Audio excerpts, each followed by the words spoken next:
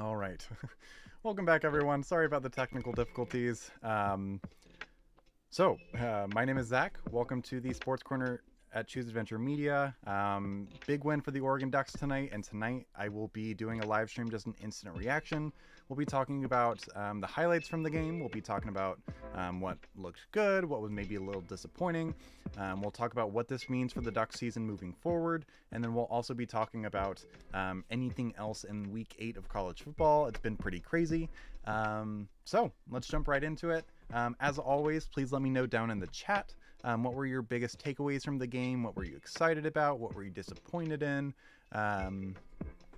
So there's obviously a lot of positives. You know, anytime you win 56-10, any negatives are going to be a little bit, maybe a little nitpicky, but we love the Ducks, right? So we're going to talk about everything. I think first, I think it needs to be mentioned that I'm really impressed with Dan Lanning, and I really hope that teams around the country, and I just hope that people in general around the country are watching and are noting that Dan Lanning absolutely belongs in that top tier focus. If he's not there already, he should be after this.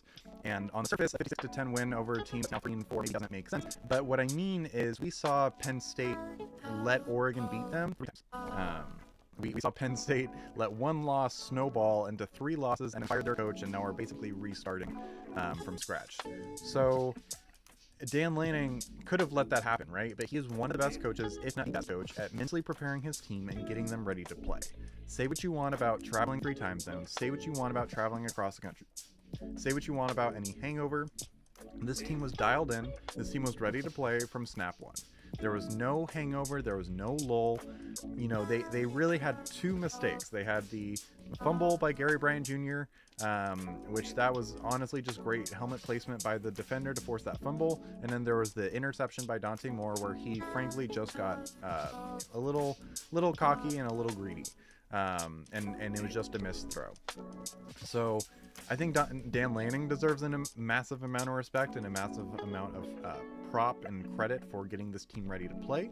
I think Dante Moore is absolutely still in that conversation and needs to be back in that conversation for being one of the best college football quarterbacks. It was in the second quarter, the touchdown pass up the seam where he held the safety in the middle of the field with his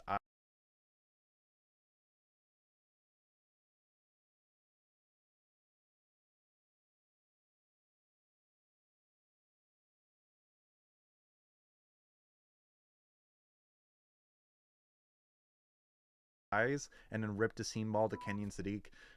That's just about as good as it gets in college, and that's one of the best throws I've ever seen at the college level. He's also so phenomenal at throwing on the run. We saw it a bunch against Penn State, but we also saw it multiple times tonight of running towards the sideline, but he keeps his eyes downfield, but he knows exactly where the sideline is to get rid of the ball before he steps out, and he throws it with tremendous accuracy on the run. I don't think that's talked about enough with Dante, is his ability to throw on the run. He's obviously great at operating within the pocket. Dante's obviously phenomenal at operating within the pocket. He has a very strong arm. He has great mechanics. He has great vision. Tonight he proved he can, he's great with his eyes and holding defenders. Against Indiana, he tended to stare down some guys a couple of times. But Dante Moore played phenomenally tonight. I don't think his stat line really captures just how good of a game he had. And his stat line's still amazing, don't get me wrong. But he was 15 of 20 for 4 touchdowns and 1 interception, when I think at least 3 of the incompletions came on the drive in the red zone at the end of the second quarter, right before halftime. And then obviously the 5th completion was the interception. So Dante Moore played extremely well, 290 yards, 15 of 20, so 75% completion percentage and 4 touchdowns. He played phenomenally well. His Heisman odds are still a little bit low. I think he's 6th in Heisman odds. I just looked up earlier. I thought he'd be a little bit higher with Carson Beck struggling last night for Miami against Louisville. But Fernando Mendoza right now is still the runaway candidate for the Heisman. I don't know if I necessarily agree with that. I know I'm a little biased. Fernando Mendoza is a phenomenal quarterback. But right now, FanDuel has Fernando at plus 270 and Dante Moore all the way at plus 1600. I don't think it's that big of a difference. I think the Heisman is still very much up in the air, and it's really going to take someone over the next few weeks to really have that Heisman signature moment. I don't think Fernando Mendoza had that against Oregon, frankly. He played well, don't get me wrong, he played extremely well. But I think in the Indiana-Oregon game, a lot of people were talking about more about how well his wide receivers were getting open for him. He plays with a tremendous amount of anticipation, but I digress. Obviously the running backs played extremely well tonight. In my previous live streams, I have been saying and expressing concern with Will Stein's play calling. I think that we saw that a little bit early on. He was a little bit more conservative, but it was still very early in the first quarter. He opened up the playbook and got aggressive with those down the field shots. That's ultimately what really opened up the game. I agree with his decision to start by running the ball. In my notes, I wrote, "I swear to God." Hey, Jared, welcome. Yeah, we stomped him. It was a great bounce back game for sure. In my notes, I wrote, "I swear to God, if we run one more inside zone to Noah Whittington," because I think of the first 7 plays, at least 4 of them were inside zone to Noah Whittington, which obviously one of them went for 68 yards. But I think it was important to establish the run, so I agree with Will Stein's decision there, not just because of the importance in this game of establishing the run and just how important it is on a game-by-game basis to establish the run for this offense, but also it's important that after last week, the Ducks are able to prove to themselves that they can run the ball. They are a physical offensive line. We are a physical football team. We can dominate the line of scrimmage, and they did from the very start. And then I'm glad they went back to the explosive pass game. I thought Will Stein's 3-play sequence in the second quarter was masterful. He had, for those of you that didn't watch the game, he had kind of a jet sweep to the left and then a jet sweep back to the right, and then they had this double reverse flea flicker thing that went for a 40-yard touchdown, and it was just perfectly orchestrated and very clearly set up for a 3-play sequence, and I thought Will Stein did a really good job with that. He's really good at these 3-play sequences. We saw it in the Penn State game, and we saw it today. So I hope that moving forward, we see more of those 3-play sequences for touchdowns moving forward against teams like Iowa that are going to be tricky on the road, talented, well-coached defenses. But as always, let me know in the chat, what were you guys impressed with? What were you guys disappointed in? Jared, what did you think about your Buckeyes? They won big over the Badgers, so I'm curious if you have any notes there. They definitely look like the #1 team in the country.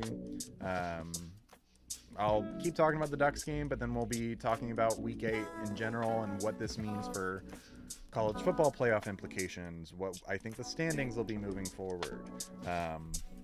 So my 2 keys to the game earlier on in the week were they needed to run the football. The Ducks did that. I'm going to pull up the exact number. The Ducks ended with 415 rushing yards. So that's one box checked. And then the second key was that they needed to feed their stars early and often, and they did that. Kenyon Sadiq got hurt in the first half. Cornell had an insane TD catch, leapt over 2 guys. I'll check that out when I'm on the live stream. He's playing out of his mind right now. But Kenyon Sadiq had 4 receptions for 80 yards, all in the first half. Decoring Moore, 2 receptions for 63 yards, and those guys combined had 3 touchdowns. Noah Whittington had 2 touchdowns. Jordan Davison had a touchdown. De'Aaron Hill had a touchdown. The stable of backs was very much alive. So I think Will Stein checked both of those boxes. And then the problem against Indiana wasn't the defense, but the defense also played out of their mind. Really from the jump. They held Rutgers to 79 passing yards and 123 rushing yards. Sane had 398 yards. Jesus, that's a big game for him.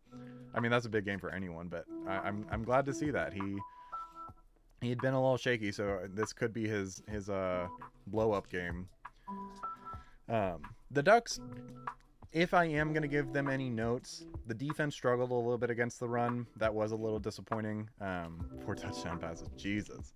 Dante finished with 15 of 20 for 290 yards and 4 touchdowns and 1 interception, but he was pulled like only halfway into the third quarter. So I think he was out at least the last 20 minutes of the game. So sounds like Sane had a good game. Dante Moore had a phenomenal game. The other thing that I was really impressed with for the Ducks is it's so refreshing to see the youth that they have. And we know the characters on offense, right? We know Deer Hill, we know Jordan Davison, we know there's Jeremiah McClellan, a redshirt freshman. Dante Moore is in his third year. We knew kind of the characters on offense, but I think the defense really stepped up, and the youth on defense really stepped up. I'm talking about guys like Blake Purchase. I think Blake Purchase looked phenomenal. Ryan Day calling games to win, threw it purposely as opposed to the run. That's what Will Stein did. Will Stein, I think, called the game to win today versus not just lose. And I really hope that Will Stein takes that mentality moving forward and is a little bit more aggressive against teams that, in all fairness, are better than Rutgers. I really hope he's aggressive next week against Wisconsin. I hope he's aggressive the following week at Iowa. I really hope Will Stein stays aggressive and that this is a wake-up call for Will Stein.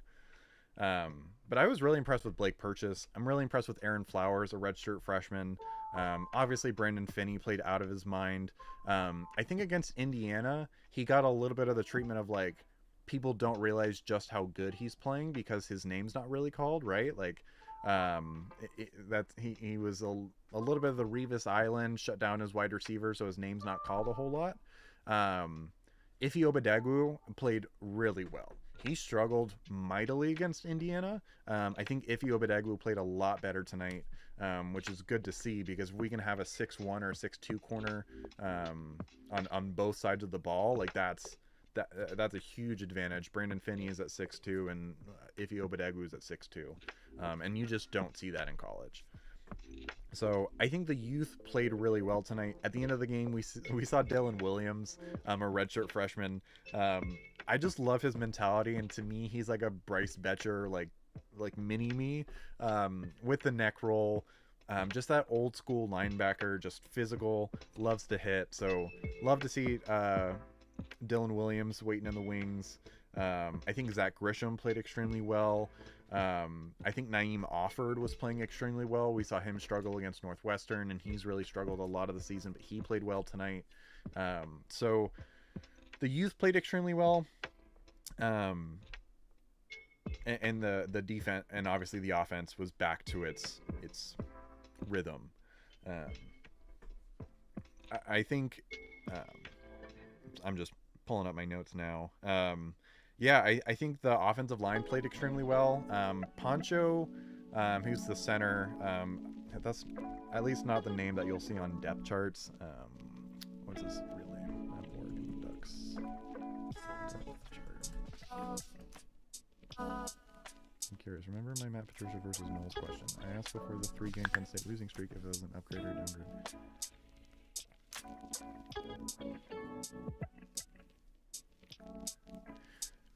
So Jared just asked in the chat, a few weeks ago, he asked if basically if Matt Patricia was an upgrade or a downgrade over Jim Knowles at Ohio State for the defensive coordinator. So I said that it was a downgrade. After the 3-game losing streak by Penn State, what's my stance now? I'm gonna be honest. I'm probably still standing by my answer, because if you asked me instead, who would I rather have as a defensive coordinator, Matt Patricia or Jim Knowles? I'm going to say Jim Knowles 100 times out of 100. I think that the Penn State's biggest problem is the offense, because that's always been the problem, but it's also just been a mentality, and I think especially like they have too many divas on that team with Denai Dennis Sutton. I've never thought Drew Aller has been mentally resilient and tough enough to do what it takes and to be what it takes to be a successful quarterback. And I think the mentality is more on the head coach versus the defense. So I'm gonna go with I would still rather have Jim Knowles over Matt Patricia. Yeah, true. It is a small sample size as well, but I love Jim Knowles. I think he's probably one of my favorite coordinators, and yeah, so I love Jim Knowles. Would still rather have him over Matt Patricia, but Matt Patricia is obviously doing a great job at Ohio State, continuing the success that Jim Knowles had in previous years. So now let's talk about how this game is going to affect the perception of the Ducks nationally. And I think that's a really big point, so I'm going to change my title here. Ducks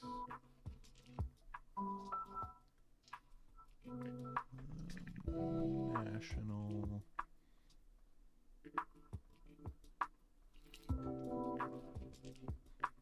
perception.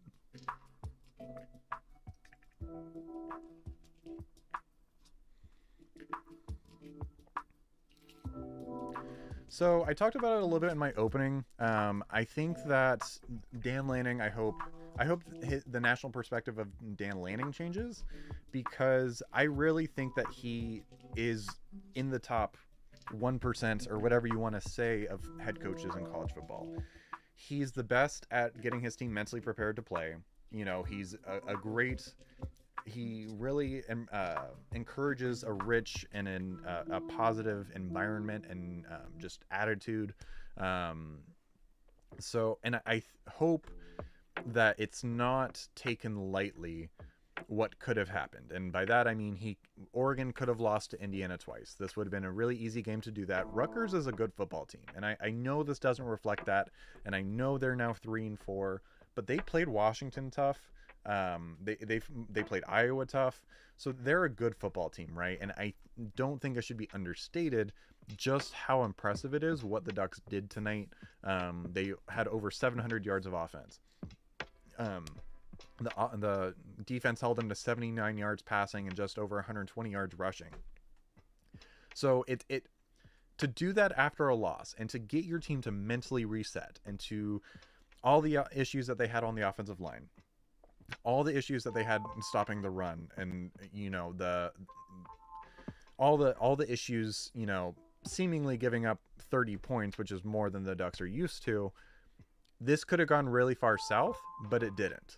Dan Lanning, he took the things that are working and he kept doing those, right? Like we saw guys that had good weeks in practice get a lot more playing time, like Naeem Offord, Ify Obadegwu, Theron Johnson, I think played better tonight. I think it's encouraging that he's getting better as the game goes on.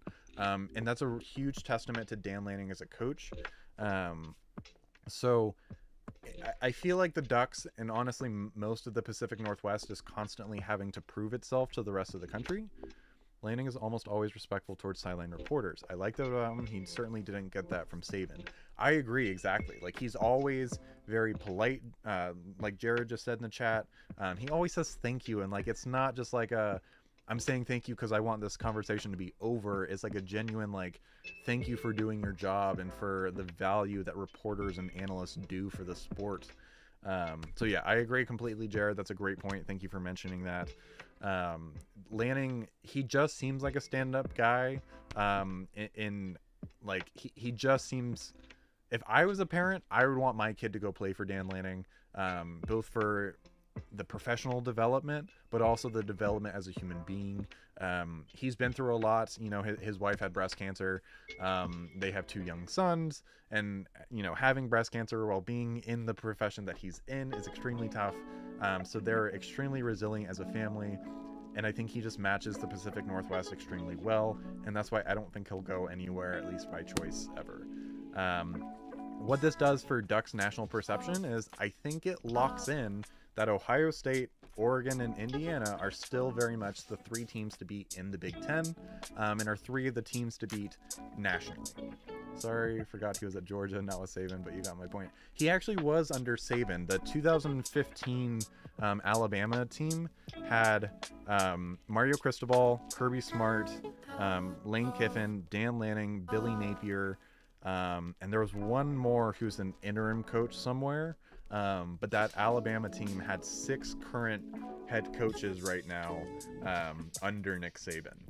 So Lanning is from the Saban tree. He's from he's from the Smart tree as well.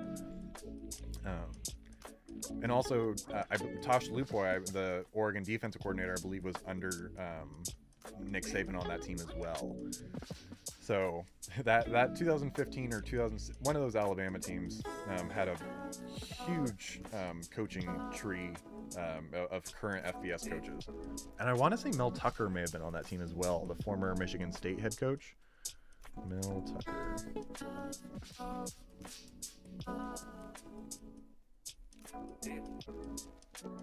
Yeah, so Mel Tucker was also a coach on that 2015 Alabama team. So he's no longer a head coach for personal reasons, but he was a good. He had a few years of success there at Michigan State. Yep, there it is. Oh, he coached at OSU too. I didn't know that. 2001 to 2003. Wow. That's a deep dig. Wow. Huge credit to Jared there. That's a deep pull. The 2001 to 2003 Ohio State DB coach. Wow, that's impressive. I'm going to pull up the AP poll just because it's not out yet, obviously the updated version, but I'm just looking at the one for this week just to see like what this means nationally. I think the Miami loss was really bad. Like Louisville played extremely well, but that's a bad loss to lose to an unranked team. So I think that's going to drop Miami pretty significantly, especially since, again, this is kind of Miami being Miami.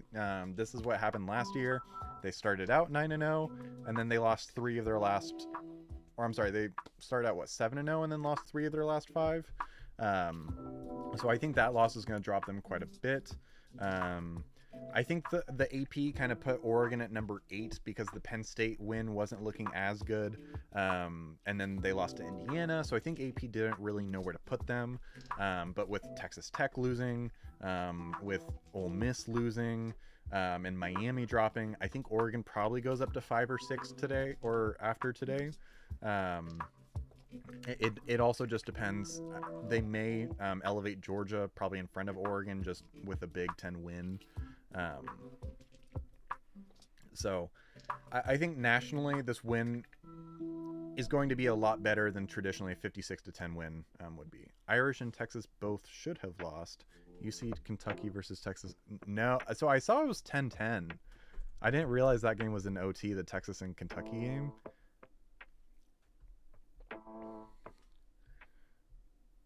I'm really surprised Notre Dame's pulling it out over USC. I'm not impressed with this Irish team. Man, that's a blow up waiting to happen. The fact that they're currently ranked number 13, probably going to go up after beating the number 20 ranked team. And then Kentucky and Texas OT. Man, that's just embarrassing. I don't get what is happening there. Did you watch the overtime, Jared? I'm just pulling up the box score. Looks like Texas just kicked a field goal in overtime. What a disappointing team. I'm gonna be honest. I'm guilty of what everyone else was in the preseason. I thought this was Texas's year. I didn't really think that there was anyone as close to Texas. Also, Washington stinks. Mad. I'm surprised. I'm surprised Washington lost as bad as they did to Michigan as well. Newsflash. I thought Washington was going to go into Michigan and win. And it looked like in the first half that they were going to do that. But then Michigan scored 17 unanswered to end the game to win 24-7. So I still don't think Michigan, I don't think this is their year. I think they're a very good team. And Jared, I could see them beating you guys at the end of the year. But I don't think that this is their year, like to make a deep playoff run or anything. And I think the playoff committee will see that as well. Haynes is injured at running back for Michigan. He's big for them. So that's going to really hurt Michigan. That's really going to hurt Michigan. He's been huge for them in generating explosive run plays, not just kind of the traditional Big Ten 3 yards in a cloud of dust. Like, he's been consistently generating big plays for them, and so that's a major concern that their running back Justice Haynes is injured, the Alabama transfer. Let's see, what else did I have in my notes? They're down a few linemen. I think across the country, I think teams are starting to accumulate injuries. I think this is the week that, 6 or 7 games into the season, I think a lot of teams are starting to accumulate injuries. Which I think in the next couple of weeks, we may see a couple of upsets. Texas Tech got upset today because their quarterback was down. He was technically available, but they also lost their defensive tackle, Skylar Gill Howard, he's a Northern Illinois transfer. Texas Tech. I think it's Skylar Gill Howard. Yeah, Skylar Gill Howard is out for the season. So a lot of teams are starting to accumulate a lot of injuries. So an updated Big Ten or college football, they're back at RB Marshall is from Ohio. What does that does that happen a lot? I feel like I only ever hear of when it actually does happen, but I don't know if that's misleading, making it seem like that happens a lot more, of Michigan guys going to Ohio State and Ohio kids going to Michigan. Does that happen a lot in your experience? So an updated Big Ten or college football outlook, like I said previously, I think this pretty solidly defines that really it's Ohio State, Oregon, Indiana at the top of the Big Ten, and there's not really, I don't think there's really any other serious contender. USC losing to Notre Dame, Nebraska losing to Minnesota. I don't think Minnesota's legit. So I think, is Oregon really 7th in the Big Ten right now?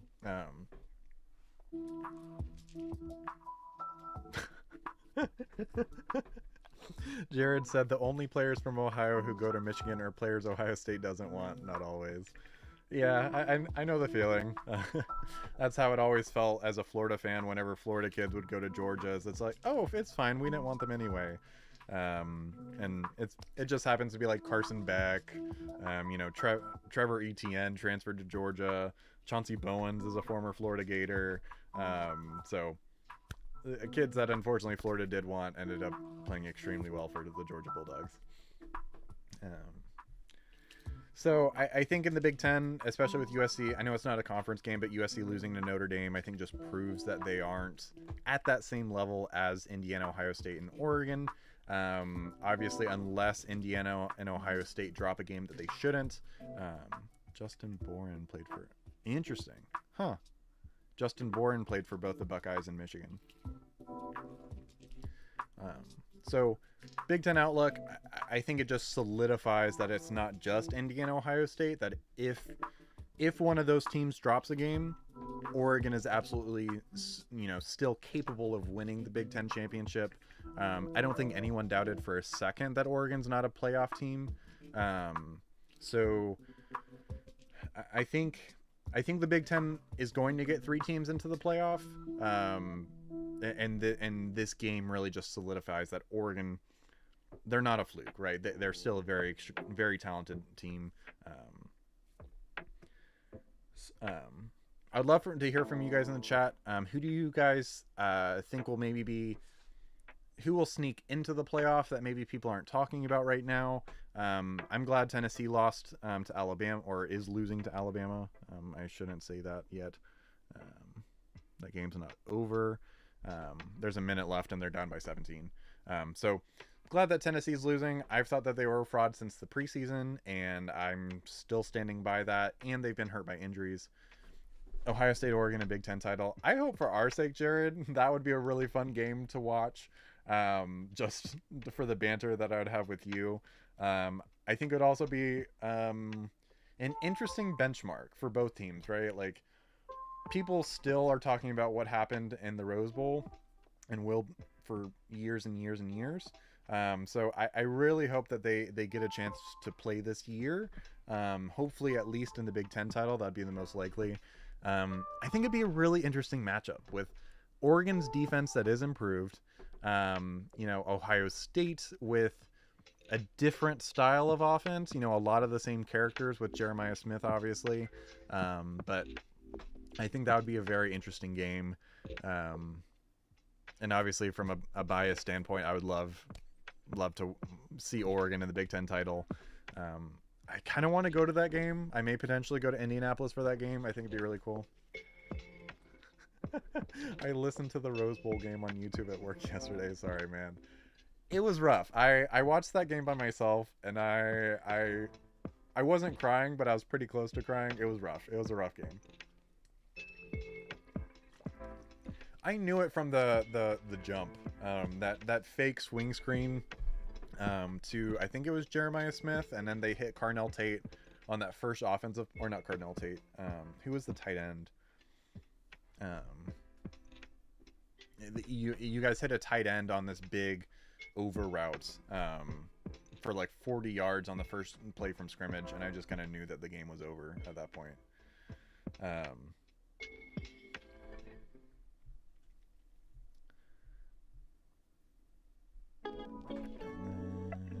Let's see.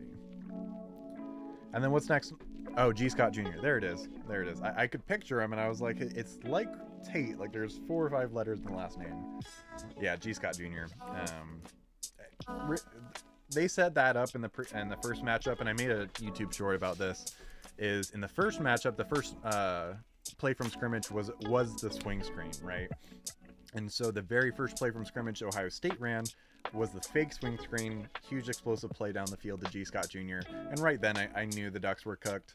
The defense would have had to step up big for that game to be close, and they just didn't. That's a little shocking. I think he's a talented player. He was a great receiving weapon. Was he the controversial one that people thought should have been drafted to give them the record for most players drafted? I think he was the one that people were pretty disappointed with, so then Ohio State would have had the record. Was it? Yeah, there it is. And then what's next on the schedule?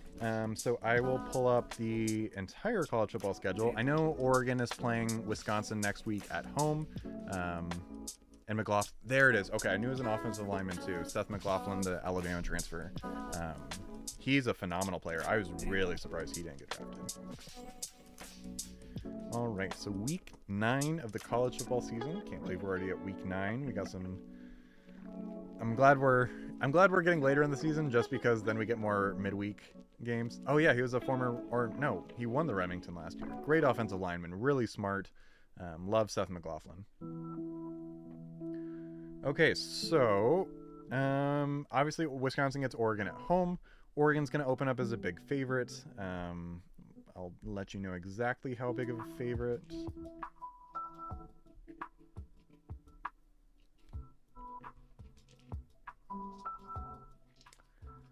Yeah, so ESPN's giving Oregon a 96% chance to win. And the betting line, is it not open yet? At least ESPN doesn't have betting information yet. They'll open up. I mean, I wouldn't be surprised if they're at least a 3-touchdown favorite over Wisconsin. That program's right now in shambles. I've talked about in previous live streams. I think Luke Fickell needs to be fired. I like him as a head coach. Just don't think he and Wisconsin are the right fit. So I think that should be a pretty straightforward win at home. Dan Lanning will want to not lose two games at home in the same season. So I think Dan Lanning will get the boys ready to go. What are some other big games? Michigan State. Obviously an interesting rivalry game. Texas A&M at LSU will be an interesting one. Not many interesting. Yeah, I'm realizing that now too. I think, which we've been very lucky. I think we've gotten a lot of interesting college football games this season. A lot more than we typically get. Ole Miss at Oklahoma is not bad. That's not a bad one. It's obviously not as interesting with Ole Miss losing to Georgia today. Texas A&M and Michigan games, nothing else. Yeah, it's going to be Texas A&M at LSU, Ole Miss at Oklahoma, and yeah, that's really it. So next week won't really give us too much in terms of college football playoff implications or anything like that. When does the first college football rankings? UCLA no shot versus Indiana. I'm not gonna say no shot. Depending on what I'm gonna check the money line on that. I'm not a person who gambles, but if I were, I would check that one. You say no shot. Interesting. Did UCLA pull it out against, who were they playing? Maryland? Wow, they pulled it out against Maryland. So they beat Maryland. They've won 3 in a row after firing their coach. I'm not going to say no shot.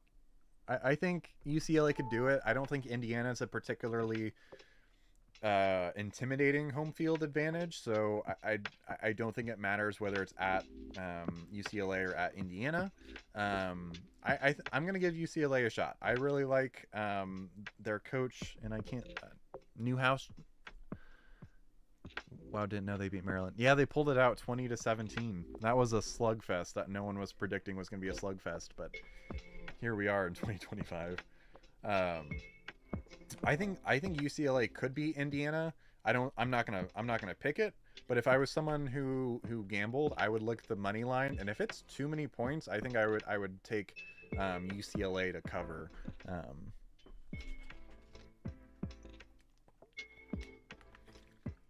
But I think Oregon takes care of Wisconsin at home. I'm not seeing Ohio State. Are they playing next week, Jared? They may be on another bye.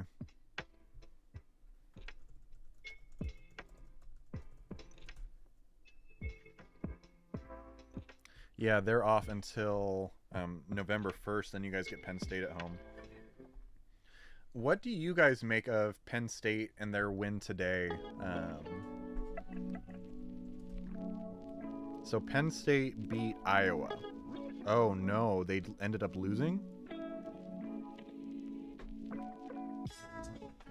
Holy crap. How'd they choke that one away? I was watching the Oregon game, so I didn't watch the end of the Penn State Iowa game, and Iowa was losing. Like that game,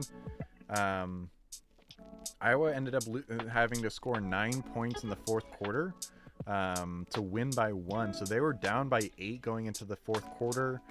They were down by 9 at the half. I thought that Penn State had finally gotten their stuff together. They were generating turnovers. Man, and they choked that one away. At Iowa, which is a tough place to play. Kinnick's not a fun place to play. Man. So that makes it interesting. What do you guys... I mean... right? That's what I'm saying, Jared. I didn't realize that. I thought... I just didn't even check the score. Because I thought that there was no way Penn State was going to choke that one away. Let me change my title of my stream.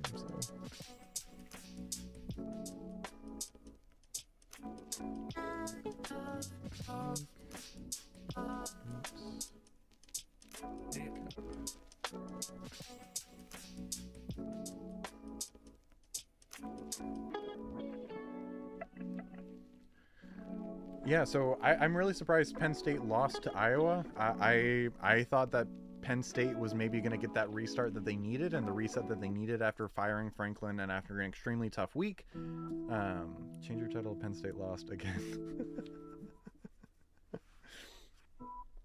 Also, side note, I don't know if anyone in the chat is on Reddit, but there was this college football meme that when it was announced that James Franklin was going to do an interview on College Game Day, someone tweeted out, are we sure he's going to be there, because he's never really shown up for the big game? And I thought that was hilarious. So college football memes on Reddit is hilarious. Definitely recommend checking it out if you don't review those. Man, I'm kind of at a loss for words that Penn State lost to Iowa. I mean, I know Iowa's a good football team, but that's a really shocking one.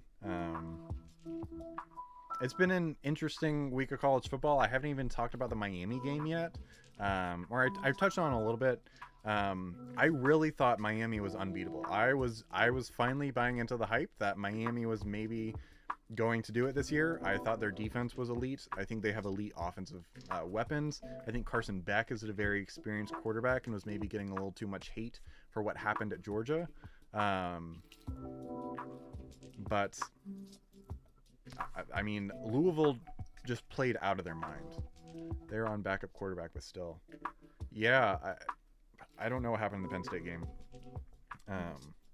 Texas Tech lost, which I'm not surprised Texas Tech lost, because Arizona State's a great team. And I'm obviously, because Kenny Dillingham was at Oregon before he was at Arizona State. I really like Kenny Dillingham. So I'm glad to see Arizona State do well. So I'm glad. I'm not surprised that Texas Tech lost, but again, I thought that they were going to be able to be undefeated. So it was a crazy week in college football. Alabama, big win over Tennessee. I'm glad that Kalen DeBoer is getting, I think this is his third or fourth ranked win in a row. So I really like Kalen DeBoer. I think he's gotten enough, way too much hate. And it just comes with the territory of being a head coach at Alabama, following up Nick Saban. So glad to see him get a big win over Tennessee. Arkansas has been playing teams extremely close, and they've got to knock off one of these teams upcoming. Arkansas only lost by 3 to Texas A&M. They lost by 3 to Tennessee. This Arkansas team is really close. So I think at LSU in a few weeks, I think at Texas in a couple of weeks, and versus Missouri to end the year, I think Arkansas is going to pull off at least one of those. This is a very talented team. And they're playing right now with nothing to lose since their coach already got fired. So that's a really dangerous proposition. You sure Penn State would want Rule 24-6 versus Minnesota? So I still stand by it, because this is going to be a hot take. I don't know how many people want the Penn State job. Yes, you're going to have a lot of resources. Yes, you have one of the best home environments in all of college football. Yes, they just signed a massive deal with Adidas. So NIL's not a problem. You're one of the more historic teams. You have a great fan base that is clearly willing to stick with you through a lot. But if I'm a head coach, and if I win 9 to 10, and you just fired your coach who wins 9 to 10 games every single year, and you just fired him, I'm not too keen to go there, right? And I also think their search criteria is a little challenging, right? Because optically, it has to be an exciting hire. This can't be a Florida hiring a Billy Napier from the University of Louisiana Lafayette, or even Florida hiring, back in 2013, Jim McElwain from Colorado State. This optically has to be an exciting hire that also has to be known for winning big games. People are saying Joe Brady, an offensive coordinator from the NFL. I don't think he does that. He was a linebacker. Matt Rule was a linebacker at Penn State from 1995 to 1998, I believe.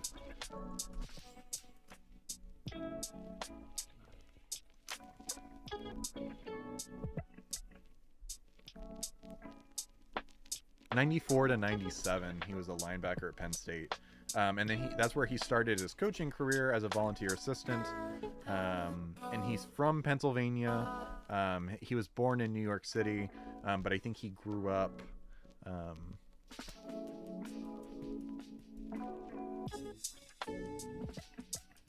I believe he grew up in Pennsylvania. So he has a lot of ties to the area. Obviously, he coached at Temple, which is in Philadelphia. Um, so I think he should be at the top of their list. And if he's willing to leave Nebraska, I think he should ultimately be their hire. Like I said in my live stream, I don't think I don't think Dan Mullen is the guy.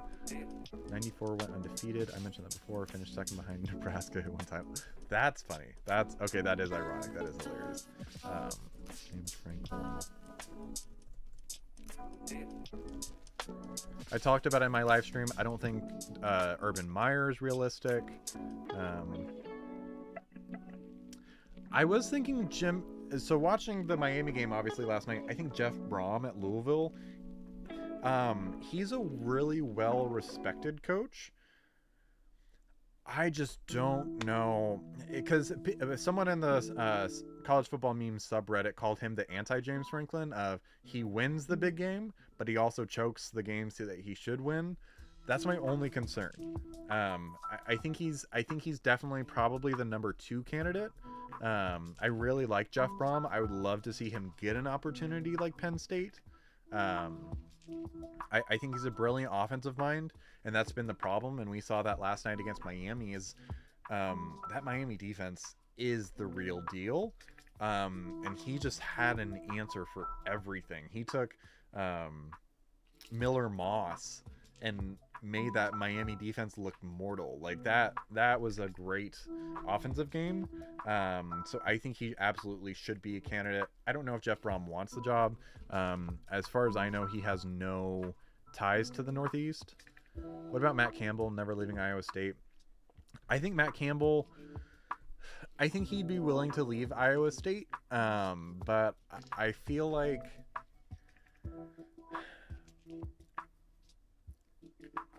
like there's been other jobs better than this that he hasn't left Iowa State for. So I'm not gonna say never leaving Iowa State, but I think like it would have to be a situation where like Urban Meyer lost Tim Tebow, and that really helped Urban Meyer retire from Florida, right? Like I think there has to be a natural exit there, like if he had like an elite quarterback that is gone and like most of his team is gone, and like he really just thinks like they're starting from the ground up rebuilding, I think Matt Campbell would leave Iowa State in that case. I don't see Matt Campbell leaving for Penn State just with the state of Iowa State football. He has them in a really good spot, and he has them consistently being at the top of the Big 12. Exactly. He's passed up way too many other jobs.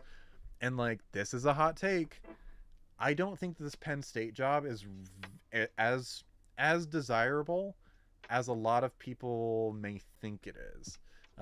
Like I said, they've got a lot of resources. They've got a great home stadium. You know, they are really the team in the Northeast, right, in terms of recruiting. So recruiting hotbeds like Pennsylvania produces a decent amount of talent, New Jersey produces a decent amount of talent. You're right there in the DMV area, Delaware, Maryland, Virginia, and all that hotbed. I'm sorry, DC, Maryland, Virginia. There's a lot of talent in the DMV area. So theoretically, it's a good job on paper. I think because of what Penn State is going to be looking for, I really think that like next year could look a lot like Kalen DeBoer's first year at Alabama. That even if you go 9-3 and win some big games, if you lose 3 games, people are gonna be like, "Oh my God, it's James Franklin all over again, and we just fired our coach for no reason. You know, he's a failure. Let's get him out of here." So I think it's gonna be a really tricky job. So I think just by far and above, if I'm talking about like compatibility score, I think Matt Rule and Penn State are a really high compatibility score for what Penn State's looking for and what Matt Rule is.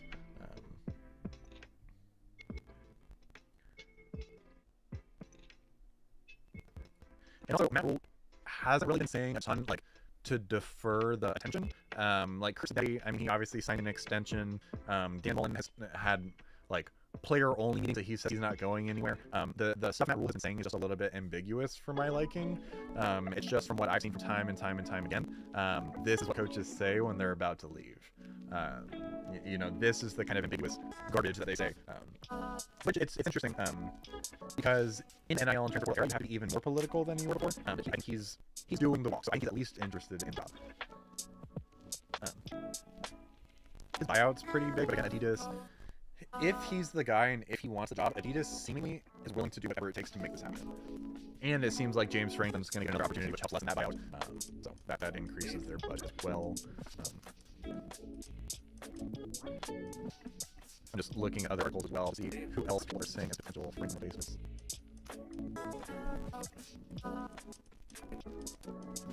I was all describing, like, it's formulaic. Obviously, it's looking for an experienced coach, right? So it's formulaic. The coaching carousel is very formulaic.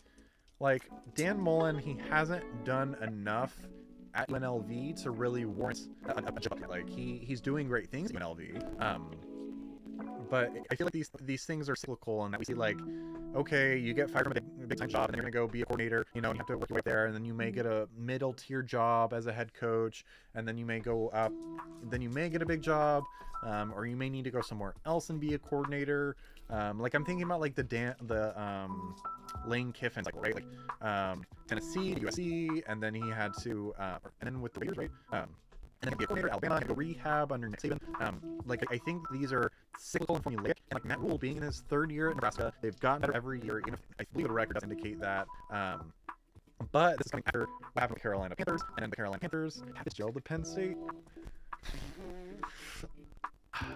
That's a tough one. I really like Pat Fitzgerald. Does he have ties? I'm gonna look up his resume. I really like Pat Fitzgerald. He's Northwestern through and through. Right now, he's at Loyola Academy as a volunteer assistant. I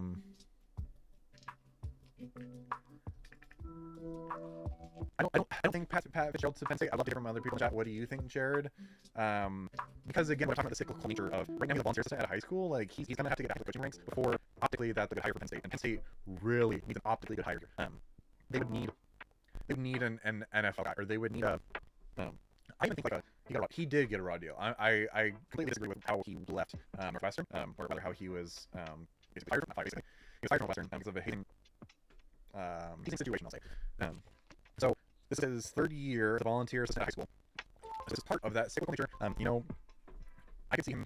Best case scenario would be a coordinator or a position coach under the new Penn State regime. But I think that's what it's going to take first for a guy in his position to then get to a position where he's going to get a big D1 job or a big FBS job. He has to be a coordinator somewhere first. I think a Will Stein at Oregon would be more likely, which I'm not saying is likely because Will Stein's been in a little bit of hot water this year, and I don't mean hot water in terms of getting fired. Sorry, data is low. I'm like crazy. Yeah, I think it's partially on my end too. Sorry for that. I don't know why. I'm glad you're on my microphone working my first live stream on the microphone. My firmware had to update, and for some reason my streaming device was like, oh, I'm just not going to get any audio until you get firmware. But I digress. I don't think Pat Fitzgerald is there yet. I'm not saying he's completely out of contention, but especially given that he left because of a scandal that is not quite in formula to get a job at Penn State. Yeah, I'm reading this Yahoo Sports article saying Penn State's next football head coach will have a tough job. It's a good college football program. National championship in 86. Won a big championship in 2016. They made the playoff last year, and on paper they did playoff run. And the next coach is going to be expected to get to the playoff. If not next season, 2027 for sure. Or it's going to be the Napier situation where you're going to have some big games to save your job at the last minute. Is James Franklin and his next stop, is that an interesting discussion they're going to have? I really haven't considered it. I'm not saying I considered it a little bit, but given his interview today on game day, I think it's a little bit more realistic than what I thought. I thought he was effectively going to have to be excommunicated for a year. I thought he was going to have to go high school level. I thought he was going to have to be an advisor on an NFL team or a college team. But this, there's a lot of connections to him in Florida. I'm not buying that one. Again, Florida's in a really tough spot. Their hire has to be optically like Chef's kiss. So I'm not buying that James Franklin is the guy for Florida. Scott Strickland's going to go after a coordinator that's on the way up, not a head coach that's on the way down, right? I think Will Stein's in the cards for Florida. I've said that before. It's going to be a guy like that, or kind of like Kellen Moore, did his time as an elite coordinator at multiple spots in the NFL, and then got the head coaching job with the Saints. Like, that's going to have to be a Florida hire. That's going to have to be the Penn State hire, because it has to be a guy on the way up, not a guy on the way down. I will say I think the Florida job is more desirable, just because the expectations, because of the last few seasons, have been lower. I'd love to hear from you guys what you guys think about that. Take Florida being a more desirable job than Penn State. You know, Penn State's won 9-10 games consistently for the last 12 years. Florida has not. Florida's really struggled. They produce NFL talent. Florida produced more NFL talent than any other state in the country. So while Penn State's in a decent recruiting position, Florida is by far and above a more desirable recruiting hotbed. I think the resources are very comparable. Boosters want to win. Florida consistently does a really good job of raising money. They're a better academic institution than Penn State is. They are, home field advantage is just as good. The only really thing that Penn State may have the advantage in is that Penn State, their fans are a little bit more patient than they are in Gainesville. As you can see, Bill Napier's probably gone after 3 years. Dan Mullen was gone after 4. McElwain was gone after 3 or 4. Muschamp was gone after 3 or 4. So the fans in Gainesville are not very patient, and clearly that's working extremely well for them. Sarcasm. So I still think Florida's a more desirable job than Penn State. And I'm saying all this while Billy Napier is still the head coach at Florida, but if that interception would have happened at the end of the game, Billy Napier would have a job as of 8:48 Pacific time. So Billy Napier will be fired. The money is already raised, I'm told, for his buyouts. He would have to beat Georgia, and then at least, so they'd have to beat Georgia in a couple of weeks. Then they would have to beat Kentucky at Kentucky, pretty manageable. Then they'd have to win at least 1, if not 2, of Ole Miss, Tennessee, Florida State. I just don't see that happening. DJ Lagway has not progressed in the way that he should have, and that's entirely on Billy Napier. Billy Napier's play calling is consistently suspect and just bad. His end of game management just isn't where it should be. So I really like Billy Napier as a person. The players love him. I think he's great to have on a coaching staff. Who is the 3rd best coach in the country? Ooh. Well, okay, so this is a good question. Who's your number 1 and number 2? And I'm assuming you want me to answer first, so I will. The top 3 is definitely, in my eyes, Kirby, Ryan Day, and Dan Lanning. I don't think it's really much of a discussion. That's probably a hot take with the success that Signetti's had. But okay, I agree. Yeah. I agree. I would put Kirby above Day. I think back-to-back national titles, and just he's been more consistent than Ryan Day, and clearly you're not disagreeing with that. So yeah, I agree. Kirby Smart, best coach in the country. Ryan Day, 2nd best coach in the country. Consistent NFL production, sustained success. So program builder. He's really, while Ohio State's always had a great culture, he's definitely implemented his own culture, and I feel like has elevated it and updated it and kept Ohio State very modern and very contemporary. I'm biased. I gotta go Dan Lanning, and I would love to hear your thoughts there. Just because he's been doing it longer. I think Marcus Freeman is in discussion here, but he just hasn't been doing it long enough. I think Kurt Signetti's in contention. I think Mike Elko has potential. I think Lane Kiffin has potential. I think Kalen DeBoer has potential. I really like Josh Heupel at Tennessee. Yeah, I think the people I just mentioned and Steve Sarkisian, I think all of those people are kind of in their own tier, like in that 2nd tier. And then I think Kyle Whittingham and, Kirk Ferentz, like, I'm not gonna say they're in the 3rd tier. I feel like they're kind of in their own bubble, right? Like guys that are old school, been doing it for a long time, clearly great coaches, but just not elite. Like very good, but not elite. Marcus Freed is a bum. Still mad he talked bad about OSU. So I don't know if you watched the USC Notre Dame game, like the weird flat bill hat that he's wearing, I don't know, maybe I'm just a boomer, but I feel like that's not what a coach should be wearing. It's a really cool hat. But like he was wearing a flat bill, very modern hat on the sideline tonight. Wearing hat tonight. I don't know. It's just I don't know. Probably a weird moot point, but yeah. Players really like playing for him. Okay, this is a interesting point. Is I shot down Marcus Freeman going to Penn State, but like, do you see a world where like Brian Kelly leaving Notre Dame, like things just like maybe the end of their season goes so poorly? They say here in Ohio, once a Buckeye, always a Buckeye, but it's a misnomer. Pryor is not. Really? Because I feel like Terrell Pryor got a bad. I feel like he got a bad deal. Like because in reality, you know, yes, he got tattoos in exchange for, you know, or his NIL and signatures and whatever, but like, come on, like, that's interesting. So why is Terrell Pryor not a Buckeye? Oh, did not know that Terrell Pryor got stabbed by his girlfriend. Interesting. Where is he now?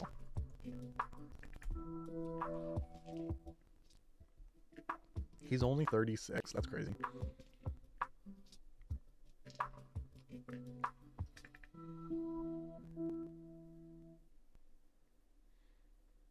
He did cost Tressel his job. Which, so granted, I was very young when the Tressel firing happened, but even as a kid, I'm like, this is stupid that he's being, you know, fired because of all this. Never apologize about anything. Yeah. I feel like the Tressel situation, if it happened today, I don't think Tressel would have been fired. And I know because of NIL, that exact situation, but I just mean like a scandal that is very clearly player driven. I don't know if that would have happened today, which you could argue that the Pat Fitzgerald situation was very player driven, and it cost Pat Fitzgerald his job. I feel like that's just like an old school college football thing that I hope doesn't happen again.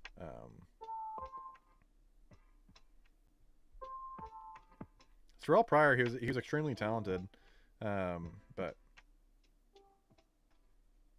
that was such a fun era in college football. Terrell Pryor, Denard Robinson.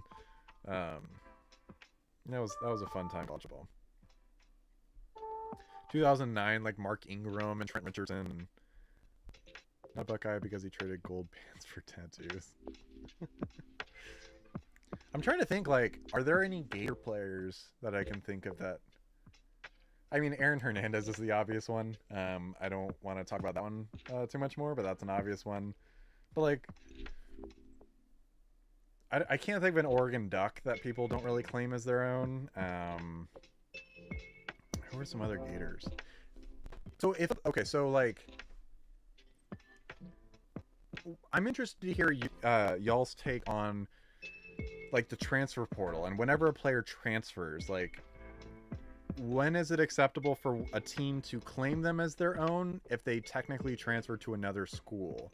So, like, Trevor Etienne was good for Florida and then went to Georgia. So, like, to me, he's still a Gator. It hurts a little bit more because he went to the Bulldogs. But, like, okay, so is Jameson Williams a Buckeye? Because he started at Ohio State, didn't really play a ton there, and then just went to Alabama because of playtime. Or like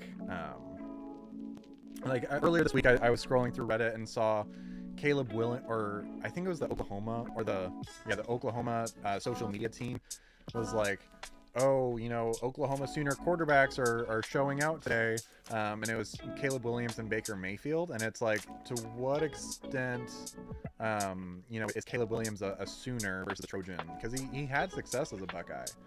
I hope my question makes sense. Like, so is Jameson Williams a Buckeye? Is, like, Quinshon was very good. You want to split that gold pants house started in 1930s or so. A coach at OCU said of Michigan, they put their pants on one leg at a time just like this. Oh yeah, I do remember that story. Yeah, I do know that story. But so, like, should Ole Miss be able to claim Quinshon Judkins as a Rebel because he only played 1 year at Ohio State? like Will Howard had a very storied career at Kansas State, and then went and won a national championship at Ohio State. So is he seen as a Buckeye? Does it take winning a national championship and then everyone on that team's guaranteed being a Buckeye? I mean, like Seth McLaughlin was an Alabama transfer. Like, this is kind of a lame answer, but I've always thought like it has to do with, it's an individual player to player basis. Like, Jamison Williams, I think, really melded into the Alabama culture. But Caleb Downs. So Caleb Downs started at Alabama, but to me, he's a Buckeye because he's such a big leader. Whenever he gets drafted and stuff, I'll always think of him as a Buckeye, not as a Alabama kid. So.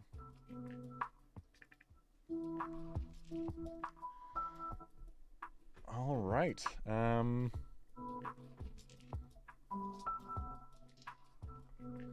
do a final score check if anything's happening.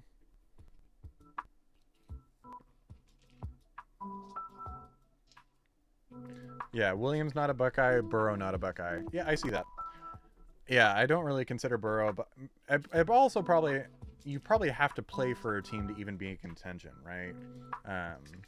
Like Burrow didn't play.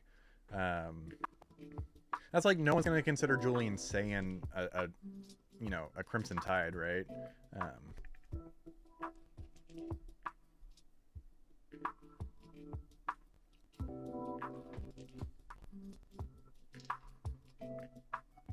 Man, Stanford's up 13-3 on Florida State right before halftime.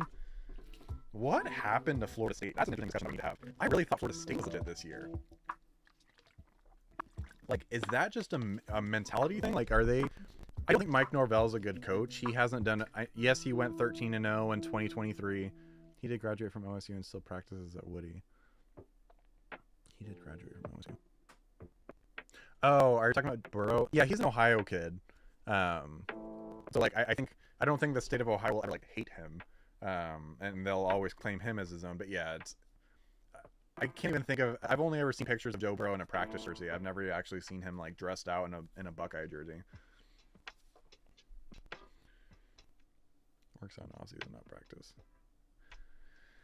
I love Joe Burrow. I know he's some people say he's a stat merchant and that he, just puts up a bunch of stats but doesn't produce wins. I love Joe Burrow. I think I love his mentality. I think he's really cool. Like the whole Joe Cool thing, I think it matches. I love the connection that he has with Jamar Chase. I love Joe Burrow. So even though he's a LSU Tiger, I really like Joe Burrow. But what is going on with Florida State? Like they played Virginia really well. Like that game wasn't. It wasn't like, Virginia, like that clearly was an upset, right? Like it's hard to describe. Like he is tough. I mean, like I love how tough he is. I feel like people don't give him enough credit for how tough he is. Talking about Joe Burrow.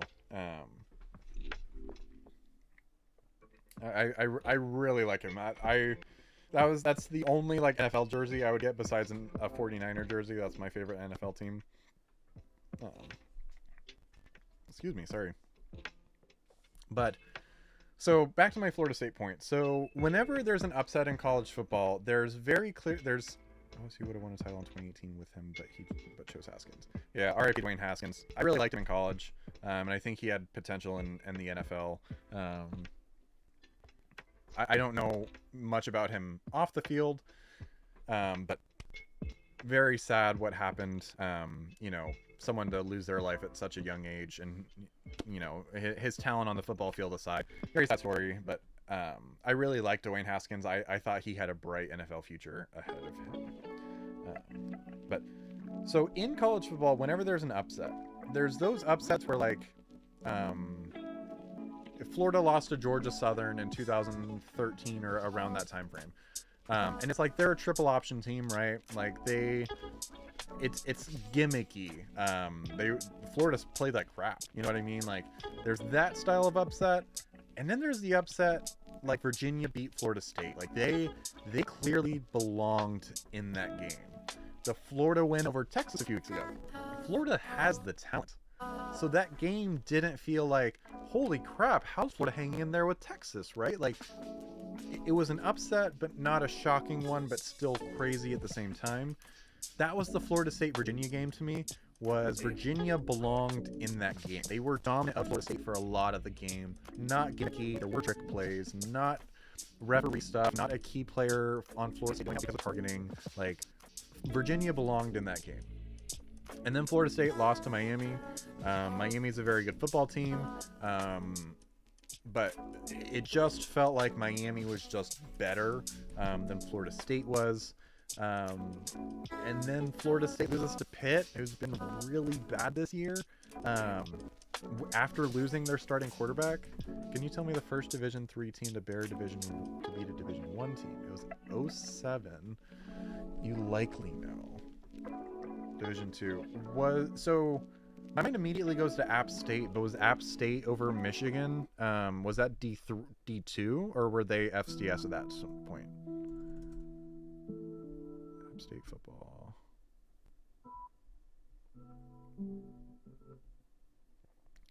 Past conferences. No, so they were Division I FCS at that time. So Division II. In 07, so 07 was a crazy year. Oh, it is. Okay. Yeah, that was crazy. 07, I wish I would have been a little bit older 2007 because of how crazy that football season was. You know, USF was in the top 10. Missouri was ranked number 1, right? The 2007 college football season, for those of you that are watching that aren't familiar with it, is still discussed as the craziest college football season. LSU won the national championship over Ohio State. Sorry, Jared. But they're calling it the year of the upset. Top 10 teams lost 29 times. The number 1 team lost 4 times. The number 2 team lost 7 times.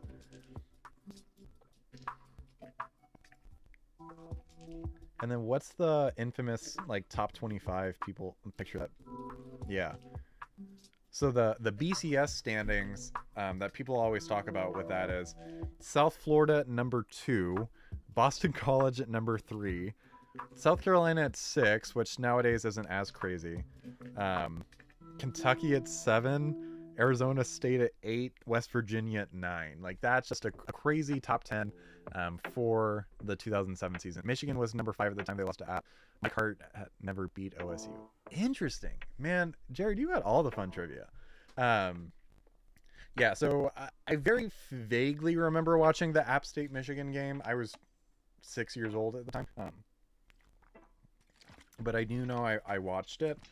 I feel like that was just also so rare at the time. Like that, yes, college football has always been crazy, but like that was really a David versus Goliath moment that I feel like we just don't see as much.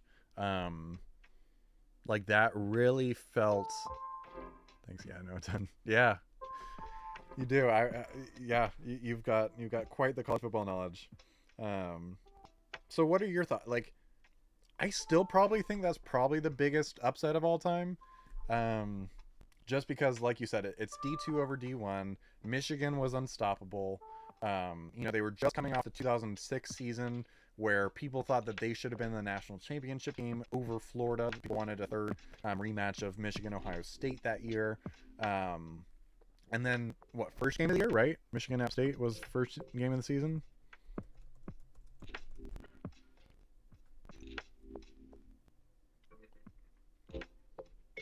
Yeah, September 1st, so what in the first game of the season. Michigan blows it at home. Chad Henne, Mike Hart. I have 24 VHS tapes of OSU games going back to the mid-70s. Jared, you are my type of guy. Absolutely. Yeah, from my dad. That's awesome. I had 49er games from the 80s for a similar reason. So, and I mean, growing up, being 6-7 years old, my mom would, I'd be sitting in the living room in the summer, and I would be watching NFL replay. So I'd be watching games from like the 80s or the 90s. And my mom knew I was a weirdo at that point. So I've just always loved college football. It doesn't matter to me the division, doesn't matter to me the time era. I love high school football, I love college football, I love NFL. Heck, if there's a Pee-wee football game on, I'll watch it. But yeah, I mean, this Michigan team was loaded with talent. Chad Henne, Mike Hart, very, very talented team. And App State went into the big house and beat them.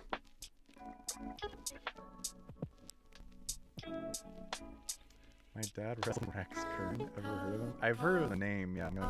Rex Kern. Interesting. So, well, I'm assuming your dad went to Ohio State? Like, were they wrestling at Ohio State?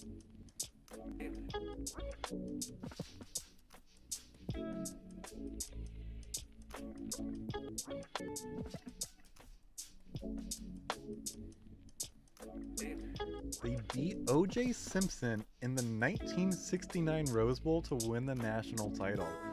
That's awesome. That's amazing. Holy crap.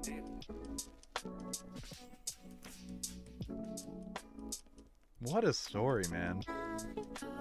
I feel like a lot of families are really like Ohio State through and through like that.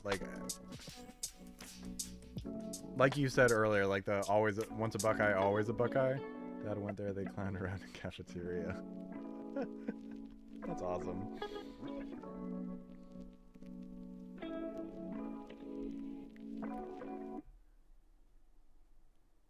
Oh, I didn't even talk about the Vanderbilt LSU game.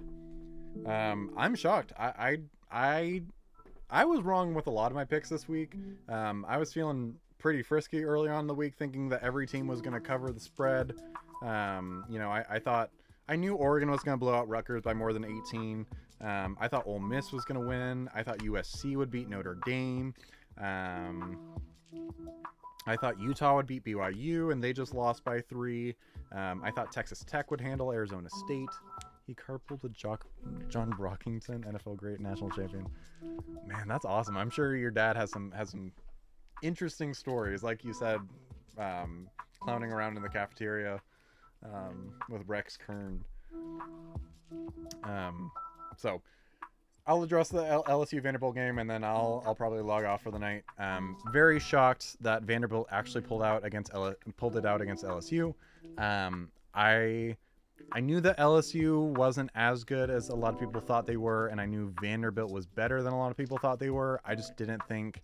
I thought the LSU defense was too good, but Vanderbilt scored 31 points on that extremely talented LSU defense. On paper, the eye test of this LSU defense was I really thought they were one of the best defenses I've ever seen. But Vanderbilt put up 400 yards on them, 399 yards, 160 passing, 239 rushing. He said players like Rex used to drop water balloons off buildings on people. That's awesome. That stuff never happens nowadays. That's probably for the best, but still, it was an era. So I'm gonna log off for the night. Thank you guys so much for joining me, Jared. It's always a pleasure talking to you. I will probably be doing a live stream early or in the middle of the week next week as well, kind of what I did this week of previews and any stories that come up. I'm sure there's going to be coaches fired this week that we'll be talking about. I'm sure there's going to be developments in coaching hires. And then I'll be having my Oregon Ducks preview video coming out, I believe, on Tuesday about previewing the Oregon-Wisconsin game next weekend. And then I'll do a live stream probably Wednesday or Thursday. And then, as always, I'll do a live stream probably about the same time next week after the Oregon Ducks game. See you, Jared. My name is Zach with the Sports Corner at Choose Adventure Media. Thank you so much for watching. Please like, subscribe, and turn on those post notifications so you don't miss when I go live. Thank you all so much, and I hope you have a